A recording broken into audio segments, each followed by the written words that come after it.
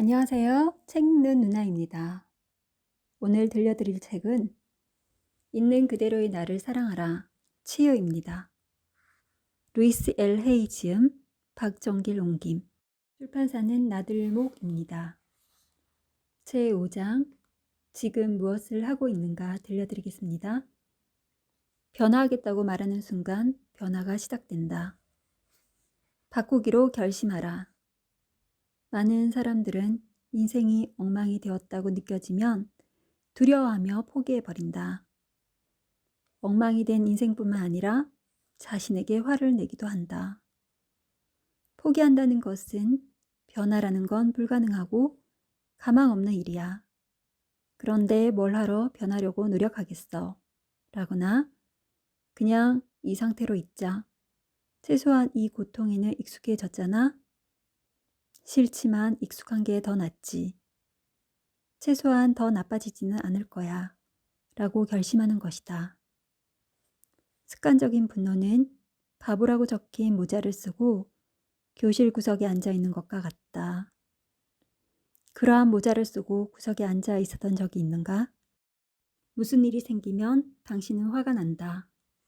다른 일이 생기면 또 화가 난다. 또 다른 일이 생기면 또 화가 난다. 다시 다른 일이 생기면 다시 한 번 더 화가 난다. 그런데 화가 나는 것 이상의 일은 일어나지 않는다. 과연 이것이 좋은 일인가? 단지 화가 나는 현상은 시간 낭비이고 어리석은 반응일 뿐이다. 그리고 인생은 새롭고 다른 방식으로 보지 않으려는 고집일 뿐이다. 왜 그렇게 화가 나는 상황이 많은지 자신에게 물어보라. 이런 좌절하고 싶은 상황이 일어나는 이유는 무엇이라고 생각하는가? 왜 다른 사람들이 당신을 짜증나게 하는 것 같은가? 왜 당신은 화를 낼 수밖에 없다고 생각하는가? 당신이 표출하는 감정은 무조건 당신에게 되돌아온다. 화를 많이 표출할수록 화가 날 만한 상황이 더 많이 발생한다. 마치 바보라는 모자를 쓰고 구석에 가만히 앉아 있는 것처럼 말이다. 지금 이 글을 읽으면서도 화가 나는가? 잘된 일이다. 당신도 툭하며 화가 나는 성질을 바꾸고 싶을 테니 말이다. 난 바뀔 거야 라고만 생각하면 된다. 당신이 얼마나 고집이 센지를 알아보려면 난 바뀔 거야 라고만 생각하면 된다. 우리 모두는 인생이 바뀌기를 원한다. 상황이 더 좋아지고 쉬워지기를 바란다. 그러나 우리 자신이 변할 수밖에 없는 상황에 놓이는 것은 굉장히 싫어한다. 우리 자신은 그대로 있고 다른 사람이나 상황이 바뀌기를 바란다. 다른 사람과 상황을 변화시키려면 우선 우리의 내면이 변화해야 한다. 사고방식, 말하는 방식, 표현 방식을 바꿔야 한다. 그래야만 우리 외부의 상황도 변할 것이다. 다음 단계를 보자. 우리는 이미 문제 자체와 문제의 원인에 대해서는 잘 알고 있다. 이제 변화를 결심할 시간이다. 나는 고집이 매우 센 편이다. 지금도 내가 가끔씩 인생의 변화를 주기로 결심할 때마다 이 고집이 생각이 변화하려는 것을 막는다. 나는 때때로 나만 옳다고 생각하고 자신에게 화가 나고 자신이 원하는 대로 끌려간다. 심리학을 연구한 지 수십 년이 되었지만 나는 여전히 이렇다. 이것도 내가 얻은 교훈이다. 하지만 요즘에는 내가 고집스러워질 때마다 중요한 변화의 시점이 왔음을 잘 안다. 인생을 바꾸려고 할 때, 무언가에서 벗어나려고 할 때마다 나는 내면을 깊숙이 들여다본다. 옛 생각은 새로운 생각에게 자리를 내주어야 한다. 어떤 생각은 쉽게 없앨 수 있지만 어떤 생각은 계란으로 바위를 치는 것처럼 없애기 어려울 수도 있다. 변화할 시기라고 말하면서도 낡은 생각에 지나치게 집착한다면 이 생각이 나에게 그만큼 중요해서 놓아주기 힘들다는 뜻이다. 내가 여러분을 가르칠 수 있는 것은 이러한 사실들을 배웠기 때문이다. 내 생각에는 행복한 가정에서 편하게 자란 사람보다 고통을 많이 겪어본 사람이 좋은 선생님이 되는 것 같다. 그들은 많은 시련을 거쳐서 지금의 위치에 왔고 자신의 경험을 바탕으로 다른 사람이 자유로워질 수 있게 도와줄 수 있다.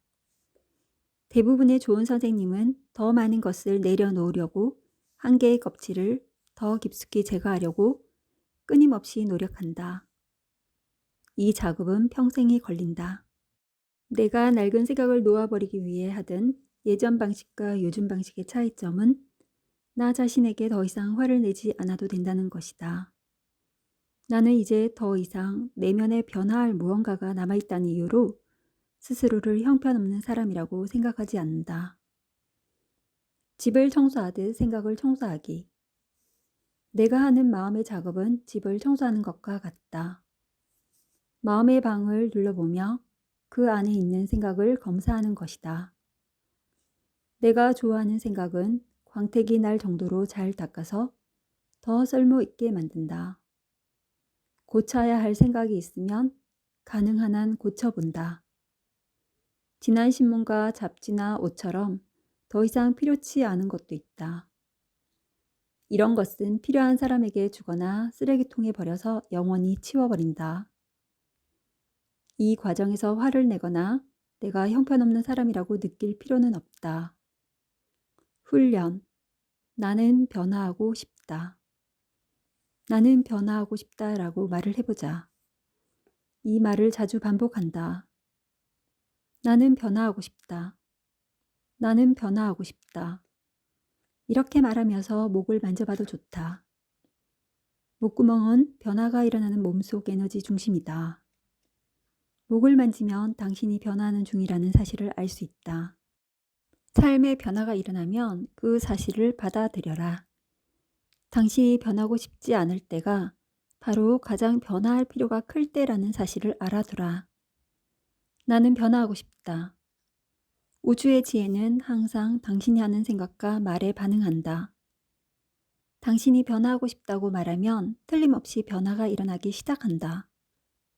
변화하기 위한 방법. 내가 제시하는 방법 말고도 변화하기 위한 방법은 다양하다.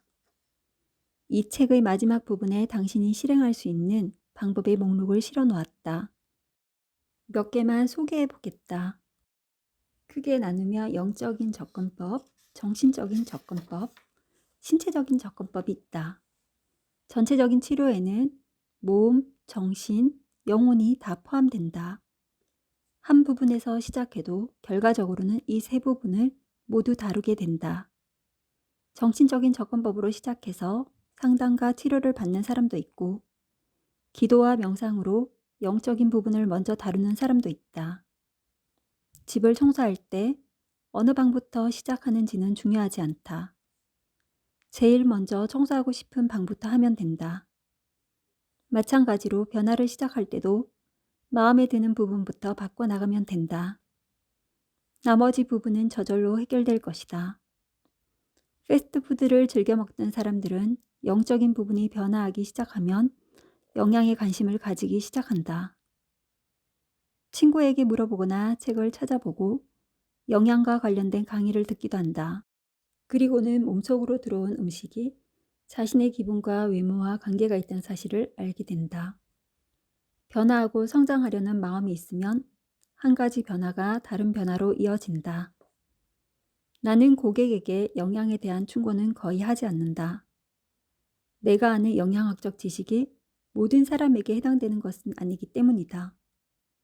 대신 영양에 대한 지식이 필요한 고객에게는 내가 아는 전문가를 소개해 준다. 잘 모르는 분야는 그 분야의 전문가에게 물어봐야 한다. 영양에 관한 책은 심한 병을 앓았다가 자신만의 독특한 치료법으로 병을 치료한 사람이 쓴 경우가 많다. 그 사람들은 자신이 사용한 치료법을 다른 사람들에게도 알려주기 위해 책을 쓴다. 하지만 그 치료법이 다른 사람들에게도 효과가 있다는 보장은 없다. 예를 들어 자연식과 생식은 서로 완전히 다르다.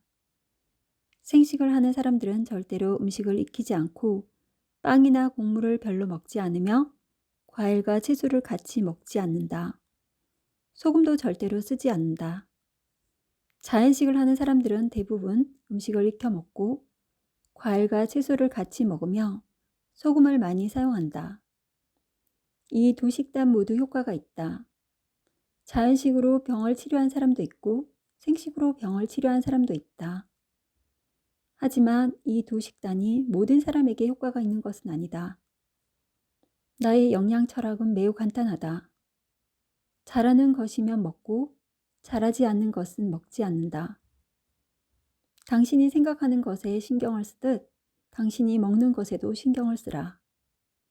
이렇게 하면 몸에 신경을 쓰게 되고 우리가 먹는 방법에 따라 몸이 보이는 반응도 잘 살펴볼 수 있다.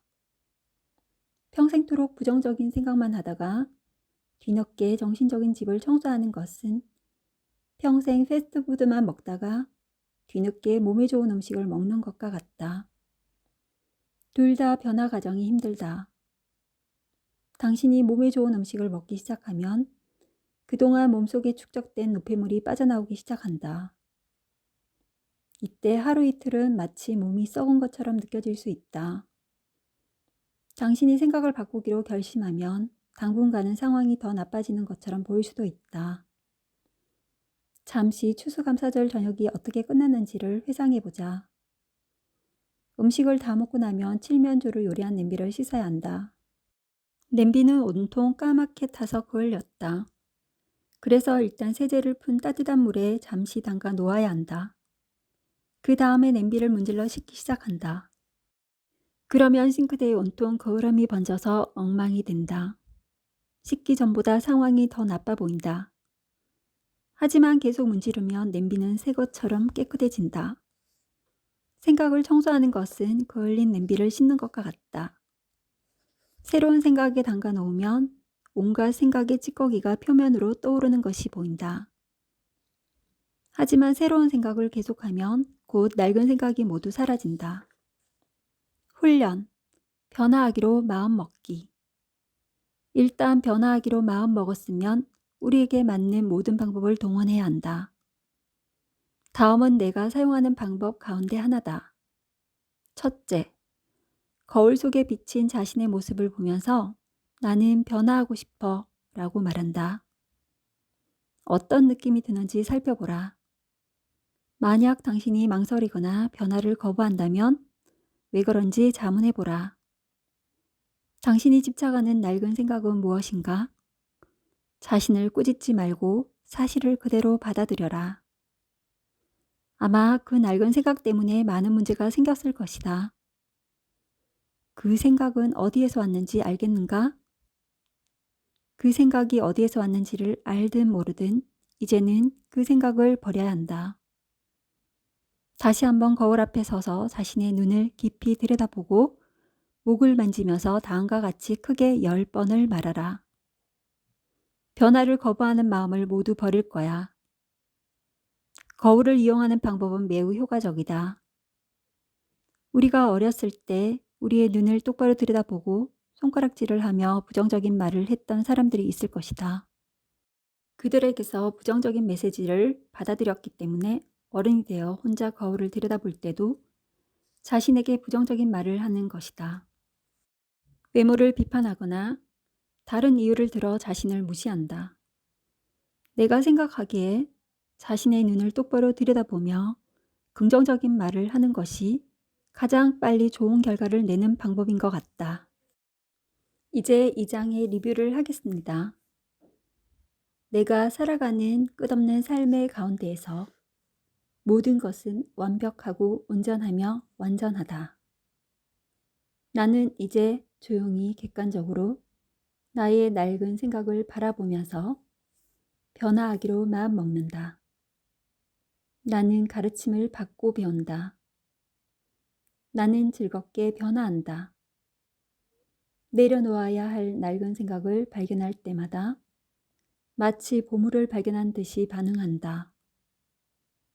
나는 자신이 매 순간 변화하는 것을 보고 느낄 것이다. 이전의 생각은 더 이상 나를 지배하지 않는다. 나는 세상의 힘이다. 나는 자유로워진다. 나의 세상에서는 모든 일이 순조롭다.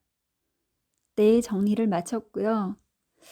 저의 영상이 마음에 드셨다면 구독, 좋아요 눌러주시고요. 소중한 친구 3명에게 공유해 주세요. 사랑합니다. 감사합니다. 축복합니다. 다음에 또 뵐게요.